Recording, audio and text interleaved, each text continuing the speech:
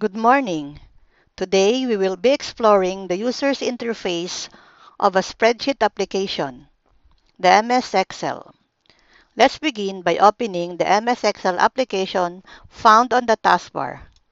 Double-click it and open a blank new document. You are now familiar with the ribbon as we have discussed in the previous lesson on MS Word. So I think this will be much easier for you to understand. This is the ribbon. Next, let's go on with the workspace. This is the blank sheet where we can type our document. Please notice that there are imaginary lines in MS Excel as default, unlike in MS Word, which has a clear workspace. But of course, you can still hide the imaginary lines in the View tab. Here's the View tab. You'll just check or uncheck the grid lines if you want to. To emphasize, observe the capital letters above each column. Let's zoom in. They are the names of the columns. So we have the column A, column B, column C, etc. Also, please be aware of the numbers on the left side of the workspace. These numbers are the names of the rows. Row 1, row 2, row 3, and so on. Eventually, you will realize the importance of these numbers and letters. Moreover, pay attention to the cells which are intersecting the rows and columns. These are the cells. In addition, please take note of the Excel formula bar. This is the formula bar. Can you see the blinking cursor? This is a special toolbar found at the top of the workspace labeled with the function symbol. This is the function symbol. You can use it to enter a new formula or copy an existing one. Meanwhile, let's examine the ribbon. As you will notice, there are the first four tabs in MS Excel that are the same as in MS Word.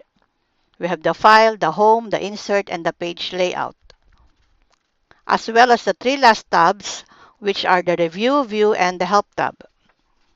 More importantly, there are the formulas and data tabs that have more commands that will surely help us in tabulations, calculations, and computations.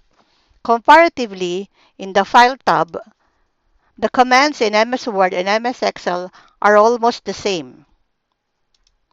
In the Home tab, there are various commands that you can use.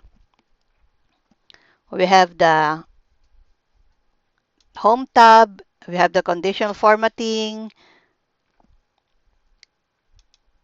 format as table, the cell styles, the insert, delete, format tab.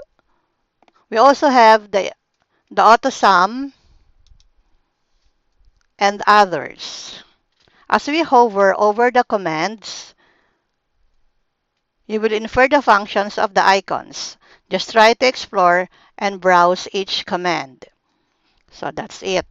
We have the align left, the center alignment, the right alignment, etc. Even more, you don't have to memorize all the commands, since as you explore MS Excel, you will learn them in due time. Just relax and absorb what you can understand and fret not since you can always explore their functions if you want to. There's still so much time for you to do that.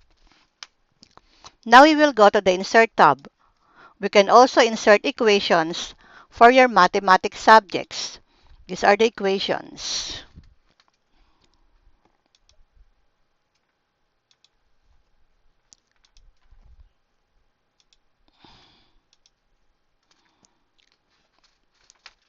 We also have the page layout, which I think you are somewhat familiar with. Just to review, you can change the top, the bottom, the left, and the right margins. We have also the themes group, etc. We also have In the Formulas tab, you can see the other functions. Just hover over the icons and you will see their different functions. We can see and discuss them later as we go on with our lessons. Let's now move to the Data tab. There are so many groups in this tab that will be extremely handy for your documents. The most used in this tab is the sort icon. This is the sort icon, wherein you can easily make an alphabetical list of names or items. Also, you can rank numbers or you can rank scores from highest to lowest and vice versa.